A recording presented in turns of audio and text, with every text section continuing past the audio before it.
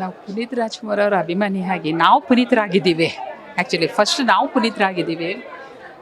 ಅವರು ನಮ್ಮ ಬಾಸ್ ಎಲ್ಲೂ ಹೋಗಿಲ್ಲ. ಆ್ಯಕ್ಚುಲಿ ಎಲ್ಲೋ ಒಂದು ಟ್ರಿಪ್ ಹೋಗಿದ್ದಾರೆ, ಇಲ್ಲ ಶೂಟಿಂಗ್ ಹೋಗಿದ್ದಾರೆ. ನಾವು ಅಭಿಮಾನಿಗಳೆಲ್ಲ ಪ್ರತಿ ವರ್ಷ ಕಾಯ್ಕೊಂಡು ಬರ್ತಾನೇ ಇದ್ದೀವಿ. ಇವತ್ತೆಲ್ಲ ನಾಳೆ ಸಿಗ್ತಾರೆ ಅಂತ. ಈ ಪ್ರೀತಿಗೆ ದೇವರು ಅವ್ರನ್ನ ವಾಪಸ್ ಕಳಿಸ್ತಾರೆ. ಡೆಫಿನೆಟ್ಲಿ ಅವ್ರು ಬಂದೇ ಬರ್ತಾರೆ. ಒಂದಲ್ಲ ಒಂದು ದಿನ ಗ್ಯಾರಂಟಿ ಬಂದೇ ಬರ್ತಾರೆ ಮೇಡಮ್. ಆ ಹೋಪಲ್ಲೇ ನಾವು ಕಾಯ್ತಾ ಇದ್ದೀವಿ. ಆ ವಿಚಾರ ಅಲ್ಲ ಮೇಡಮ್, ನೀವು ಪ್ರತಿ ವರ್ಷ ನಮ್ಮ ಬಾಸ್ದು ಎಷ್ಟೇ ಫಿಲಿಮ್ ರಿಲೀಸ್ ಆಗಲಿ ನಾವು ಕೋಟ್ಯಾಂತರ ಅಭಿಮಾನಿಗಳು ಕಾಯ್ತಾ ಇರ್ತೀವಿ. ನಮಗೆ ಇದು ಹಬ್ಬ.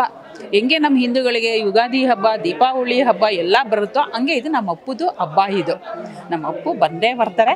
ನಾವಿನ್ನ ವಿಜೃಂಭಣೆಯಾಗಿ ಆಚರಿಸ್ತೀವಿ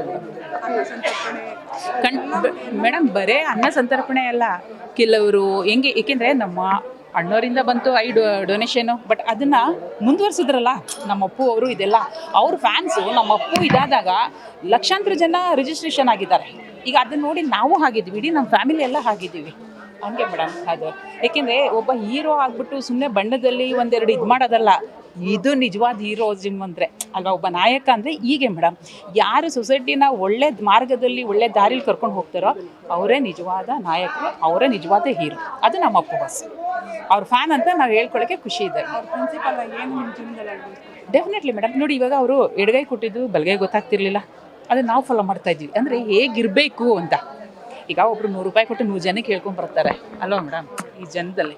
ಮತ್ತು ಯಾರಿಗೇ ಆಗಲಿ ಒಂದು ಡೊನೇಷನ್ ಮಾಡಬೇಕಾದ್ರೆ, ಯಾರಾದರೂ ಒಂದು ಗಿಫ್ಟ್ ಕೊಡಬೇಕಾದ್ರೂ ಫೋರ್ಸ್ ಕೊಡ್ತಾರೆ ಇಟ್ಕೊಂಡು.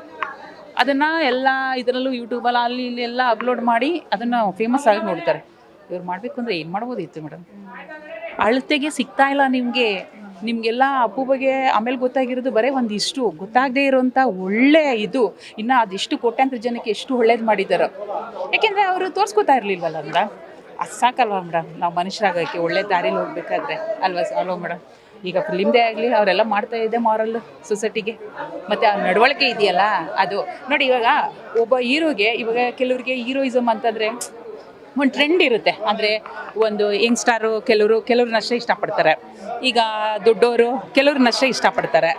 ಇದು ಅಪ್ಪುನ ಹಂಗಲ್ಲ. ನೀವು ಸಣ್ಣ ಮಕ್ಕಳಿಂದ ವಯಸ್ಸಾಗಿನವ್ರವ್ರಿಗೂ ಪ್ರೀತಿಸೋ ಅಂತ ಏಕೈಕ ವ್ಯಕ್ತಿ ಅಪ್ಪು ಒಬ್ಬರೇ ಅಲ್ವಾ ಮೇಡಮ್.